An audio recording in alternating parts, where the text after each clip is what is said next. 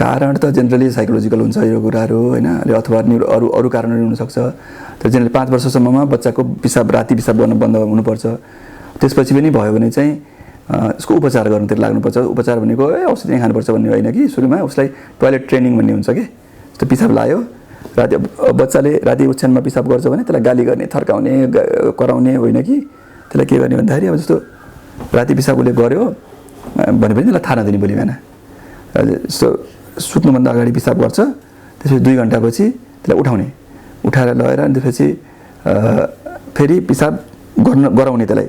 त्यो बेलामा चाहिँ त्यसलाई हेल्प गरेर डोर्याएर लाने होइन कि, त्यसलाई यसो धकेल्दिने, बाथरुमतिर जान्छ आफै पिसाब गरेर आउँछ, त्यसपछि फेरि आउँछ। त्यसपछि त्यसरी राख्यो भने चाहिँ अनि बिहान उठ्ने बित्तिकै उसले ओछ्यानमा पिसाब गरेछ भने त्यो ओछ्यान भिजेको कपडाहरू सबै हटाइदिने।